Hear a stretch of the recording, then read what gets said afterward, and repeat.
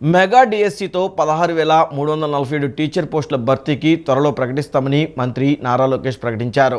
గత జగన్ ప్రభుత్వ నిర్వాకంతో 12 లక్షల మంది విద్యార్థులు తగ్గిపోయారని చెప్పారు. దీనికి ఓ ప్రత్యామ్నాయంపై సభ్యులతో చర్చించాలని నిర్ణయించామన్నారు. మధ్యాహ్నం ఓ సమావేశం ఏర్పాటు చేయనున్నామని తెలిపారు. ప్రశ్నోత్తరాల సమయంలో మంత్రి నారా లోకేష్ బడ్జెట్ పద్దులపై చర్చించారు. మెగా డిఎస్సితో 16,347 టీచర్ పోస్టుల భర్తీకి త్వరలో ప్రకటిస్తామని తెలియజేశారు. ఏపీ వ్యాప్తంగా స్కూళ్ల ప్రహారీ గోడను పూర్తి చేయాలంటే 3,000 కోట్ల రూపాయలు అవుతుందని తెలియజేశారు. మనబడి మన భవిష్యత్ ఉపాధి హామీ కింద దశల వారీ చేపడతామని అన్నారు.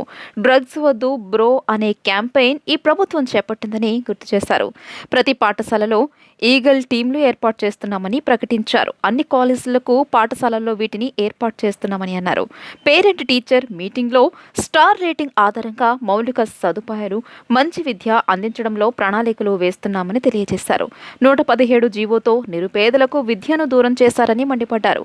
గత జగన్ ప్రభుత్వ నిర్వాకంతో 12 లక్షల మంది విద్యార్థులు తగ్గిపోయారని చెప్పారు. దీనికి ఓ ప్రత్యామ్నాయంపై సభ్యులతో చర్చించాలని నిర్ణయించామన్నారు. మధ్యాహ్నం ఓ సమావేశం ఏర్పాటు చేయిస్తున్నామని తెలియజేశారు. ఇన్కంప్లీట్గా ఉన్న పనులన్నీ పూర్తి చేస్తామని చెప్పారు. 117 జీవోకు ప్రత్యామ్నాయంగా తీసుకువచ్చే జీవో ఆధారంగా సభ్యుల సలహాలతో ముందుకు వెళ్తామని అన్నారు. నాడు నేడుపై ఆరోపణలు వచ్చాయి, ఇందులో నాణ్యత లేదన్నారని చెప్పారు. నాడు నేడుపై రిపోర్ట్ తీసుకుని యాక్షన్ తీసుకుంటామని అన్నారు. రంపచోడవరం నియోజకవర్గంలో 80 పాఠశాలల్లో మౌలిక సదుపాయాలు అమలు చేస్తున్నామని తెలియజేశారు.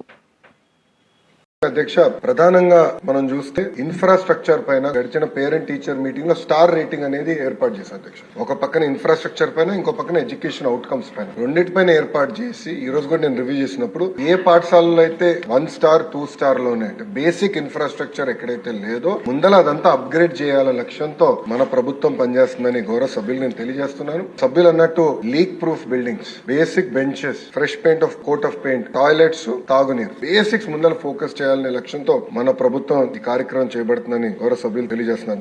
అధ్యక్ష, ఈరోజు సాయంత్రం గౌరవ సభ్యులందరితో కూడా ఒక సమావేశం ఏర్పాటు చేసుకున్నారు. అధ్యక్ష, గత ప్రభుత్వం 117 జీవోని తీసుకొచ్చి ప్రభుత్వ విద్య పిల్లలకి, అది నిరుపేద కుటుంబాలకి దూరం చేసిన విషయం మన అందరికి తెలిసిన విషయమే. గత ప్రభుత్వ చేతకాంతనం వల్ల ప్రభుత్వ పాఠశాలలో దాదాపు 12 లక్షల మంది విద్యార్థులు తగ్గిపోయారు అధ్యక్ష. 12 లక్షల మంది విద్యార్థులు తగ్గిపోతాం జరిగింది అధ్యక్ష. అందుకే దానికి ఒక ఆల్టర్నేటివ్ ఏర్పాటు చేయాలని దానిపైన ప్రజాప్రతినిధులతో చర్చించి, అదేవిధంగా పక్కన సంఘాలతో కూడా ఒక రౌండ్ చర్చ జరిగింది అధ్యక్ష. రిక్వెస్ట్ అధ్యక్ష, 4వ ప్రశ్న కూడా మా శాఖకు సంబంధించింది.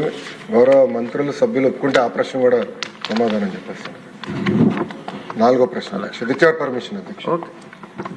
అక్కడ వారు కోరిన ప్రశ్నలు వేసిన సభ్యులు ఎవరు? సమాధానం ఇస్తాను అధ్యక్ష. సమాధానం ఇవ్వండి, ఎందుకంటే చాలా ఇంపార్టెంట్ సబ్జెక్ట్ అధ్యక్ష. టీవీలో అన్నా చూసుకుంటారు. టీవీలు పగులుతాయి అధ్యక్ష, ఇంట్లో ఎందుకు అధ్యక్ష. అధ్యక్ష, లేదండి, మొత్తం 16,347 ఉపాధ్యాయుల పోస్టులు భర్తీ చేయడానికి మెగా డిఎస్సి ప్రకటన త్వరలో విడుదల చేయడం జరుగుతుంది అధ్యక్ష. గుంటూరు, కృష్ణా జిల్లాల గ్రాడ్యుయేట్ ఎమ్మెల్సీ కౌంటింగ్ ప్రారంభమైంది. తొలుత పోస్టల్ బ్యాలెట్ ఓట్లతో లెక్కింపు ప్రారంభమైంది. పోస్టల్ బ్యాలెట్ ఓట్లలో కూడా చెల్లుబాటు కాని ఓట్లు ఉన్నాయి. ఉద్యోగస్తులు కూడా సరిగ్గా ఓట్లు వేయకపోవడంపై ఎన్నికల అధికారులు ఆశ్చర్యం వ్యక్తం చేస్తున్నారు.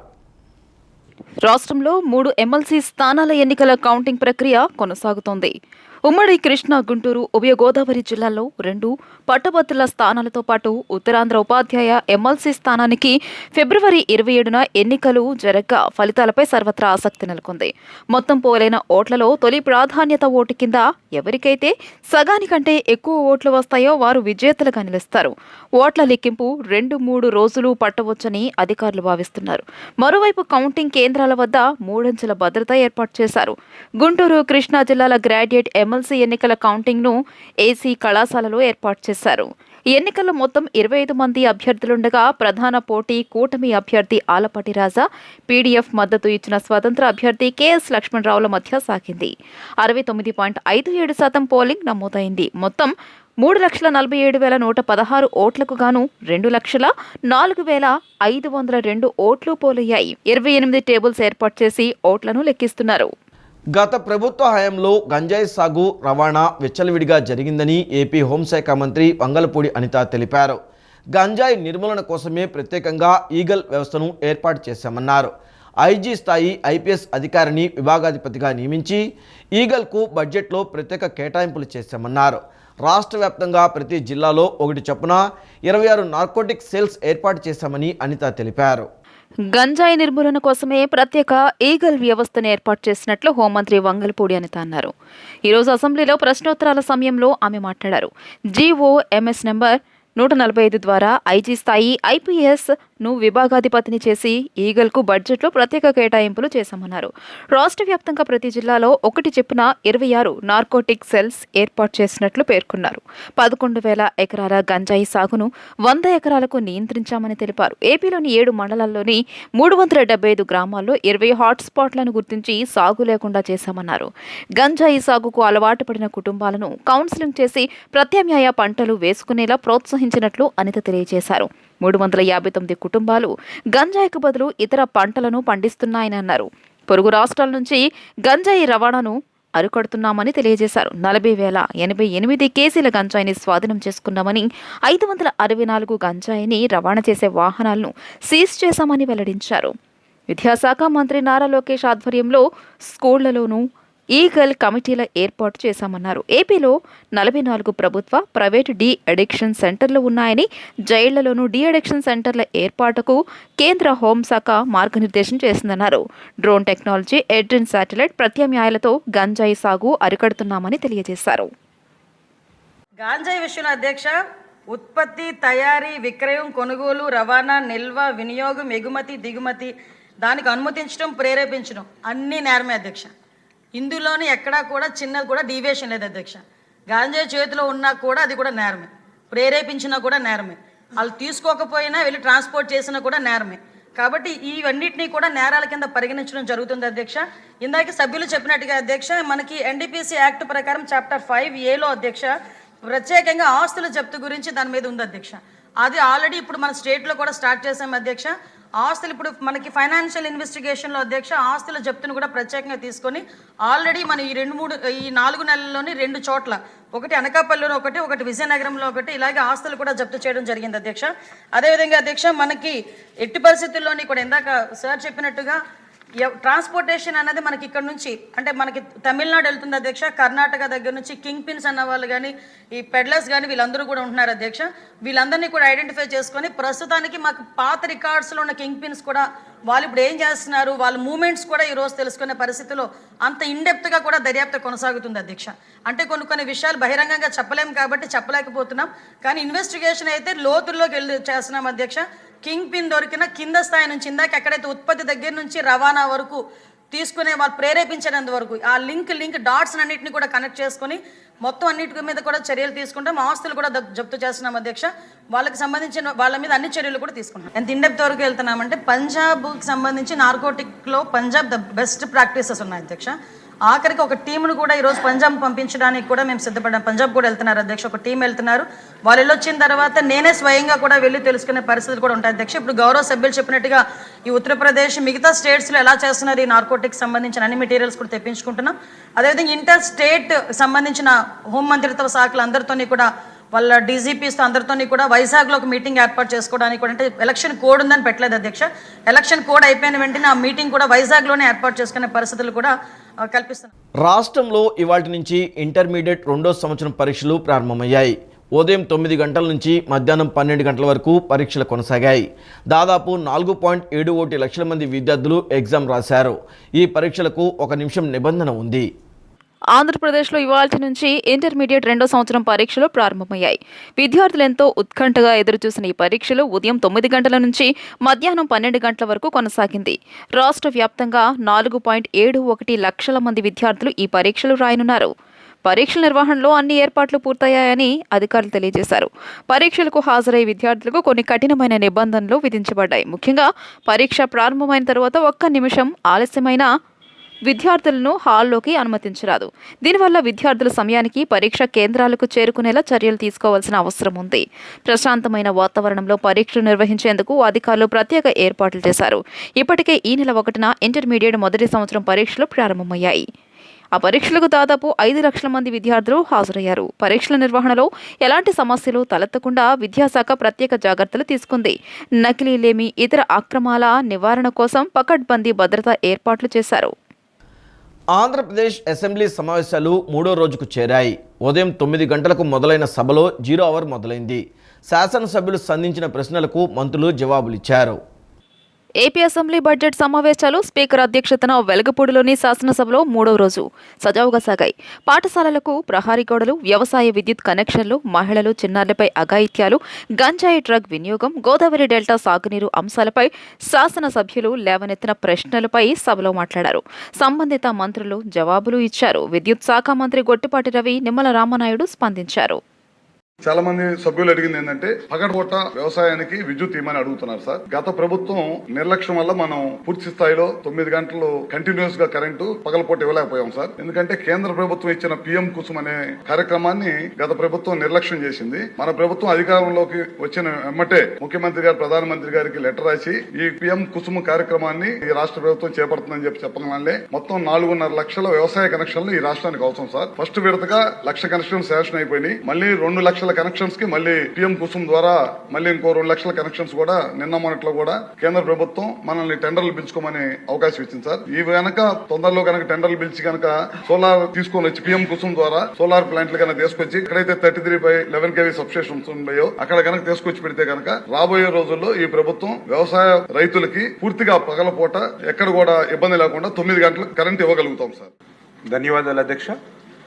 మొదటి ప్రశ్నకు సమాధానం 2015 పుష్కరాల సమయంలో తగిన సంఖ్యలో ఘాట్లు నిర్మించడమైనది మరియు అన్ని ఘాట్లు ఉపయోగకరమైనటువంటి స్థితిలో ఉన్నాయి మరియు చిన్న చిన్న మరమ్మతులు చేయవలసి ఉంది. గోదావరి పుష్కరాలను సజావుగా నిర్వహించడం కోసం ఏవైనా అవసరమైనటువంటి ఇతర చర్యల నిమిత్తం అంతర్శాఖల సమన్వయంతో పరిష్కరించడం అవుతుంది. 16/11/2024 తేదీన రాజమండ్రి నందు గౌరవ సభ్యులు అడిగినటువంటి విధంగా మరి జిల్లా కలెక్టర్ గారు జరిపినటువంటి సమీక్ష సమావేశంలో ఘాట్ల నిర్వహణ మరియు అభివృద్ధి అంశాలను పంచాయతీరాజ్ శాఖకు కూడా నాడు అప్పగించడమైనది అధ్యక్ష. తదనుగుణంగా ప్రభుత్వం ఎప్పటికప్పుడు సమీక్ష నిర్వహిస్తుంది మరియు అవసరమైనటువంటి ఏర్పాట్లు చేస్తుంది. రెండవ ప్రశ్నకు సమాధానం ఈ ప్రశ్న ఉత్పన్నం కాదు. ప్రభుత్వం ఎప్పటికప్పుడు సమీక్ష నిర్వహిస్తుంది మరియు అవసరమైనటువంటి ఏర్పాట్లు చేస్తుంది. రాష్ట్రంలో ప్రజలు ఎదుర్కొంటున్న సమస్యలపై ఈ నెల 8వ తేదీ నుండి 17వ తేదీ వరకు రాష్ట్ర వ్యాప్తంగా ప్రజా చైతన్య యాత్రలు నిర్వహిస్తామని సిపిఎం రాష్ట్ర కార్యదర్శి వి శ్రీనివాసరావు తెలిపారు. అంతర్జాతీయ మహిళా దినోత్సవం సందర్భంగా మహిళల హక్కుల కోసం ఈ యాత్రలు గలం విప్పుతాయన్నారు. మార్చి 8 నుండి 17వ తేదీ వరకు యాత్రలలో గుర్తించిన సమస్యల పరిష్కారం కోరుతూ మార్చి 22వ తేదీ నుండి 28వ తేదీ వరకు ప్రభుత్వ కార్యాలయాల వద్ద ధర్నాలు చేస్తామన్నారు. అప్పటికి పరిష్కారం కాకపోతే ఏప్రిల్ మే నెలల్లో పోరాట రూపకల్పన చేస్తామన్నారు. విజయవాడలోని బాలోత్సవ భవన్లో ఏర్పాటు చేసిన విలేకరుల సమావేశంలో పార్టీ రాష్ట్ర కార్యదర్శి వర్గ సభ్యులు Y Venkateswararao, Ch Baburao, K Prabhakar రెడ్డితో కలిసి రాష్ట్ర కార్యదర్శి శ్రీనివాసరావు మాట్లాడారు. ప్రజా సమస్యల అధ్యయనం కోసం రాష్ట్ర జిల్లా స్థాయి నాయకత్వాలు రాష్ట్ర వ్యాప్తంగా పర్యటిస్తారని తెలియజేశారు. అలాగే పాదయాత్రలు, సైకిల్ యాత్రలు చేస్తారని మార్చి 8 అంతర్జాతీయ మహిళా దినోత్సవం సందర్భంగా సూపర్ 6 వాగ్దానాల్లో ముఖ్యమైన ఉచిత బస్సు పథకాన్ని ప్రారంభించాలని, ఉగాది నాటికి యువతకు నిరుద్యోగ భృతి, మహిళలకు 1500 రూపాయలు అమలును ప్రకటించాలని కోరుతూ పలు కార్యక్రమాలు నిర్వహిస్తామని చెప్పారు. కొత్త ప్రభుత్వంలో అయినా తమ సమస్యలు పరిష్కారం అవుతాయని, బడ్జెట్లో రాయితీలు ఏమైనా ఇస్తారేమోనని 9 నెలల పాటు ప్రజలు ఎదురుచూశారని, వారి ఆశలు అడియాశలు అయ్యాయని పేర్కొన్నారు. మాటలకు చేతలకు పొంతన లేదని తెలియజేశారు. సూపర్ 6 పథకాలకు నిధులు తగ్గింపు ద్వారా వాటిని కుదించే ప్రయత్నం చేశారని విమర్శించారు. P4 పేరుతో 20% మంది లబ్ధిదారులను తగ్గించే ప్రయత్నాలు చేస్తున్నారని, వృద్ధుల నెత్తిన శటగోపం పెట్టారని పేర్కొన్నారు. P4 పేరుతో రాష్ట్ర ప్రజలను మోసం చేస్తున్నారని ఆగ్రహం వ్యక్తం చేశారు. ప్రత్యేక హోదా తీసుకువస్తే పెట్టుబడిదారులు పరిగెత్తుకుంటూ వచ్చేవారని, 10 సార్లు కేంద్రం చుట్టూ తిరిగిన చంద్రబాబు నాయుడు ఒక్కసారి కూడా హోదా ప్రస్తావన చేయలేదని మండిపడ్డారు. కేంద్రం నుండి 20,000 కోట్ల రూపాయల బకాయిలు రావాల్సి ఉందని, వాటిని తీసుకురావడం లేదని పేర్కొన్నారు. బడ్జెట్లో చెప్పిన మాటలకి కేటాయింపులకి అసలు పొంతనే లేదు. మాటలు ఘనం, పెర్ఫార్మెన్స్ నిల్లు అన్నట్టుగా మొత్తం ఈ బడ్జెట్ ఉన్నది. ఈ బడ్జెట్ ఎవరి పక్షం అనేది చెప్పాలంటే ఒకే ఒక ఉదాహరణ.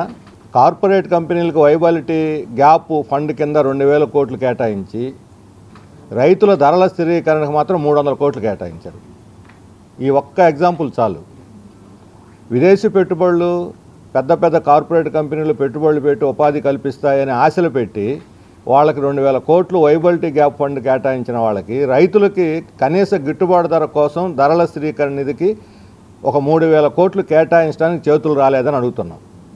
దాదాపు 4 కోట్ల మంది ఈరోజు గ్రామీణ ప్రజలు, అందులో 60% మంది రైతులు.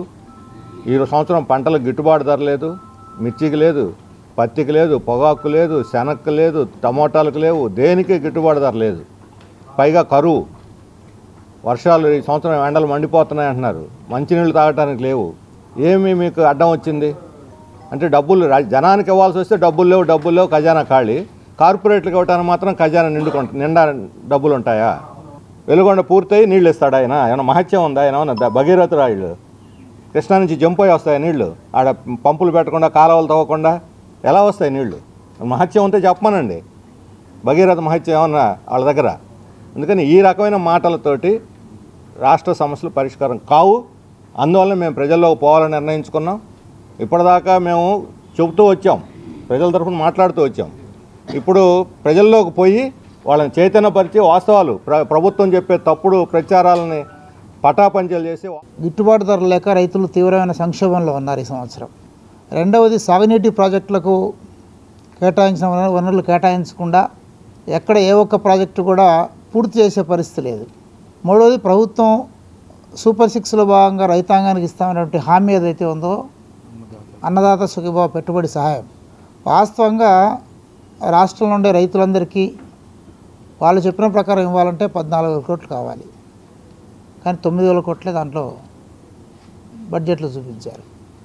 అంటే ఈ 3 అంశాలను, ధరల విషయంలో రైతులను ఆదుకునే దిశగా ప్రభుత్వం యొక్క ప్రతిపాదనలు, సాగునీటి ప్రాజెక్టులను పూర్తి చేసే దిశగా ప్రభుత్వ ప్రతిపాదనలు, వాళ్ళు ఇచ్చిన హామీని అమలు చేసే దిశకు కూడా బడ్జెట్ ప్రతిపాదనలు, కేటాయింపులు లేవు. రాష్ట్ర వ్యాప్తంగా సాంఘిక సంక్షేమ శాఖ హాస్టల్స్లోని విద్యార్థులకు సన్నబియ్యంతో భోజనాన్ని అందించనున్నట్లు మంత్రి డోలా శ్రీ బాల వీరాంజనేయ స్వామి తెలిపారు. మంచి భోజనంతో పాటుగా ప్రతి హాస్టల్లో తాగునీటి కోసం ఆర్ఓ ప్లాంట్ను ఏర్పాటు చేస్తామని కూడా ప్రకటించారు.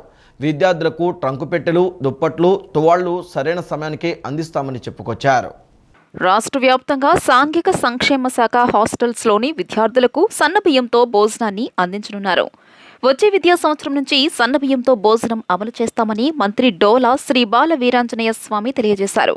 మంచి భోజనంతో పాటుగా ప్రతి హాస్టల్లో తాగునీటి కోసం ఆర్ఓ ప్లాంట్లను ఏర్పాటు చేస్తామని కూడా ప్రకటించారు. విద్యార్థులకు ట్రంక్ పెట్టెలు, దుప్పట్లు, తువాళ్లు సరైన సమయానికే అందిస్తామంటున్నారు. హాస్టల్స్లోని పేద విద్యార్థులకు ప్రభుత్వం గార్డియన్గా ఉంటుందని మంత్రి డోలా శ్రీ బాల వీరాంజనేయ స్వామి తెలియజేశారు. 10 ఇంటర్ పరీక్షలు ఉండడంతో మంత్రి ప్రకాశం జిల్లా తూర్పు నాయుడుపాలెంలోని తన నివాసం నుంచి హాస్టల్స్లో విద్యార్థులతో వీడియో కాన్ఫరెన్స్ ద్వారా మాట్లాడారు. ఏపీ ప్రభుత్వం ప్రధానంగా విద్య, ఆరోగ్యం, భద్రతపై ప్రత్యేక శ్రద్ధ తీసుకుంటుందన్నారు. రాష్ట్ర వ్యాప్తంగా హాస్టల్స్ భవనాల మరమ్మతులకు 143 కోట్ల రూపాయలు కేటాయించిందని, డాక్టర్ బిఆర్ అంబేద్కర్ స్ఫూర్తిగా తీసుకుని విద్యార్థులందరూ ఉన్నత స్థాయికి చేరాలని అన్నారు. తల్లిదండ్రుల ఆశలు నెరవేర్చేలా పరీక్షల్లో మంచి మార్కులు సాధించాలని సూచించారు. సంక్షేమాధికారులు, వార్డెన్లు ప్రతి ఒక్క విద్యార్థిపై ప్రత్యేకంగా దృష్టి పెట్టాలన్నారు. విద్యార్థుల స్ఫూర్తి నింపేందుకు హాస్టల్స్లో అంబేద్కర్ విగ్రహాలను ఏర్పాటు చేస్తామని మంత్రి తెలియజేశారు. 2 కోట్లు ఇచ్చాం. వీటన్నిటి ఉద్దేశం మనకి వసతులు బాగుండాలి, బయలు బాగా చదువుకోవాలి ఉద్దేశం. మనకి బెడ్షీట్స్ ఇచ్చాం, ఎప్పుడు లేదుగా టవల్స్ ఇచ్చాను. అదేవిధంగా ఇంటర్మీడియట్ పిల్లలకి ఇంతకుముందు బెడ్షీట్స్ ఇచ్చేవాళ్ళు కదా, కార్పెట్ బెడ్షీట్, అవి కూడా ఫస్ట్ టైం మొన్న నేను ప్రభుత్వంలో మాట్లాడిచ్చాను. డిగ్రీ పిల్లలకు కూడా అవన్నీ ఏర్పాటు చేయడం జరిగింది. పోస్ట్ డిగ్రీ, పీజీ పిల్లలకు కూడా ఇంతకుముందు సౌకర్యాలు లేవు. రేపు భవిష్యత్తులో కూడా అందరికీ వీటితో పాటు మరి కూడా స్టడీ మెటీరియల్తో పాటు మొన్న కొంచెం ఆలస్యంగా స్టడీ మెటీరియల్ ఇవ్వడం జరిగింది. ఈసారి సకాలంలో అన్నీ ఏర్పాటు చేసే చర్యలు తీసుకుంటున్నాం. గౌరవ ముఖ్యమంత్రి గారు, ఉప ముఖ్యమంత్రి గారు, విద్యాశాఖ మంత్రి గారు మాట్లాడిన తర్వాత మనకి ఇంట్లో వాడేటువంటి బియ్యాన్ని కూడా వచ్చే విద్యా సంవత్సరం నుంచి బీపీటీ బియ్యాన్ని మనకి హాస్టల్స్లో మధ్యాహ్న భోజనాల్లో కూడా ఏర్పాటు చేసేదానికి ముఖ్యమంత్రి గారు, మన మంత్రులందరూ కూడా అంగీకరించారు. మనకి ఇచ్చేటువంటి రేషన్ బియ్యం కాకుండా మామూలుగా ప్రతి ఒక్క ఇంట్లో వండుకునేటువంటి బియ్యాన్ని కూడా.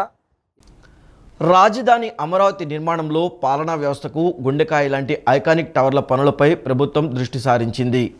5 టవర్ల పనులను 5 ఏళ్ల తర్వాత పునఃప్రారంభించేందుకు సిఆర్డీఏ కసరత్తు మొదలుపెట్టింది. వీటి పునాదుల్లో నిలిచిన దాదాపు 0.06 టీఎంసీల నీటిని అధికారులు గత నెలలో తోడేయించారు. ర్యాప్ట్ ఫౌండేషన్ పూర్తిగా బయటపడింది. దీంతో మరోసారి ఐఐటి మద్రాస్ సివిల్ ఇంజనీరింగ్ నిపుణులతో పరీక్షలు చేయించేందుకు అధికారులు సిద్ధమవుతున్నారు. ఐకానిక్ టవర్ల పునాదులు పూర్తిగా నీటిలో మునిగి ఉండగా గత ఆగస్టులో నిపుణులతో పరీక్షలు చేయించారు. నిర్మాణాలు పటిష్టంగానే ఉన్నాయని, తుప్పుపట్టిన ఇనుప చువ్వలు, రాడ్లకు రసాయన తాపడం చేసి పనులు కొనసాగించవచ్చని అప్పట్లో నిపుణులు సూచించారు. తాజాగా మళ్లీ పరీక్షలు చేయించేందుకు ఐఐటి మద్రాస్కు సిఆర్డీఏ లేఖ రాసినట్లు తెలిసింది. ఈ వారంలోనే ఈ ప్రక్రియ పూర్తి చేయాలన్న కృతనిశ్చయంతో అధికారులున్నారు. భౌతికంగా పరిశీలించడంతో పాటు కాంక్రీట్ నిర్మాణాలకు సంబంధించి కటింగ్ పరీక్షతో పాటు ఇనుప రాడ్ల నమూనాలను తీసుకెళ్లి నిపుణులు పరీక్షించనున్నారు. తుది ఫలితాల ప్రకారం పనులు చేపట్టాలని అధికారులు నిర్ణయించారు. ఒకవేళ ఎత్తును తగ్గించమని నిపుణులు సూచిస్తే ఆ మేరకు తిరిగి కొత్త నమూనాలు రూపొందించనున్నారు. వివాహేతర సంబంధం ఓ మహిళా హత్యకు దారితీసింది. 3 ఆడపిల్లలకు తల్లిని దూరం చేసింది. విజయవాడ నగర పరిసర ప్రాంతమైన నిడమానూరు గ్రామంలో ఈ ఘటన చోటు చేసుకుంది. విజయవాడ రూరల్ మండలం నిడమానూరుకు చెందిన కావ్య రెయిన్బో హాస్పిటల్లో పనిచేసేది. ఈ క్రమంలో నిడమానూరుకు చెందిన లామ్ వాసుతో ఆమెకు వివాహేతర సంబంధం ఏర్పడింది. 6 నెలల కిందట ఈ విషయం భర్త ప్రకాష్కు తెలియడంతో ఆమెను ఉద్యోగం మాన్పించారు. కావ్య అప్పటి నుంచి వాసుతో మాట్లాడడం మానేసింది. అప్పటి నుంచి వాసు కావ్యను బెదిరించడం మొదలుపెట్టాడు. భర్త ప్రకాష్ రావు బెన్ సర్కిల్ సమీపంలోని ఓ హోటల్కు వంట పనికి వెళ్లడంతో కావ్య పిల్లలతో పాటు తన తాతతో కలిసి ఇంట్లో పడుకున్నారు. లామ్ వాసు అర్ధరాత్రి 12 గంటల సమయంలో కావ్య ఇంటికి చేరుకుని ఆమెతో గొడవ పడ్డాడు. చున్నీతో కావ్య మెడకు బిగించి హత్య చేశాడు. పక్క గదిలో ఉన్న ఆమె తాతయ్య చూసి కేకలు వేయగా అక్కడి నుంచి పరారయ్యాడు. పోలీసులు సంఘటనా స్థలానికి చేరుకుని ఆమె మృతదేహాన్ని పోస్టుమార్టం నిమిత్తం విజయవాడ ప్రభుత్వ ఆసుపత్రికి తరలించారు. భర్త ప్రకాష్ ఫిర్యాదు మేరకు కేసు నమోదు చేసి దర్యాప్తు చేస్తున్నట్లు పటమట సీఐ వి పవన్ కిషోర్ తెలియజేశారు. నిందితుడిని పోలీసులు అదుపులోకి తీసుకున్నారు. అరుదైన జాతి పునుగు పిల్లి మరోసారి జనావాసాల్లోకి వచ్చేసింది. కృష్ణా జిల్లా బాపులపాడు మండలం కోడూరుపాడులో పునుగు పిల్లిని స్థానికులు గుర్తించారు. రాత్రి సమయంలో పునుగు పిల్లి సంచరించడాన్ని చూసిన స్థానిక ప్రజలు అటవీశాఖ అధికారులకు సమాచారం ఇచ్చారు. వెంటనే రంగంలోకి దిగిన అటవీశాఖ అధికారులు పునుగు పిల్లిని పట్టుకునేందుకు ప్రయత్నించారు. చివరకు వలవేసి మరీ పునుగు పిల్లిని అటవీశాఖ అధికారులు పట్టుకున్నారు. బాపులపాడు మండలం కోడూరుపాడు గ్రామంలో ఈ పులిపిల్లని చెప్తే ఏంటని చూస్తే దగ్గరికి వెళ్తే పిల్లలందరూ ఎగబడుతున్నారు. ఏంటని ఎగబడుతున్నారని వెళ్తే దీన్ని ఏం చేసామంటే వలేసి చంపుకోకుండా వలేసి తీసుకొచ్చి బోన్లో పెట్టి దీని పరిస్థితి ఏంటని పై అధికారులకి ఇన్ఫర్మేషన్ ఇచ్చాము. వాళ్ళ అధికారులు వాళ్ళు వస్తున్నారంటే దానికోసం వెయిట్ చేస్తాం. ఎంబటే దొరికిపోయిందండి. దీన్ని పట్టుకుంటే కూడా చాలా కష్టం అంటారు. అవును, ఎంబటే దొరికిందండి. వలేసాము, వాళ్ళ పడినమ్మటే బోన్లో పెట్టి ఎంబటే దొరికిపోయింది సార్. ఎప్పుడు దొరికింది మీకు? రాత్రి 1:30-2 అయింది సార్. 12ంటికి కనపడింది. 12ంటికి కనపడితే ఆ చెట్లలోనే ఉంది. ఎవరైనా చంపేస్తారో భయం వేసి మళ్ళీ వలేసి తీసుకొచ్చి బోన్లో పెట్టి చేసాం. చాలా మంది ఇది వెంకటేశ్వర స్వామికి ఇష్టమైనది పలాని చెప్తే దాని గురించి జాగ్రత్త చేసి అప్పచెప్దామని జాగ్రత్త చేసింది. ఈ వార్తలు ఇంతటితో సమాప్తం. నమస్కారం.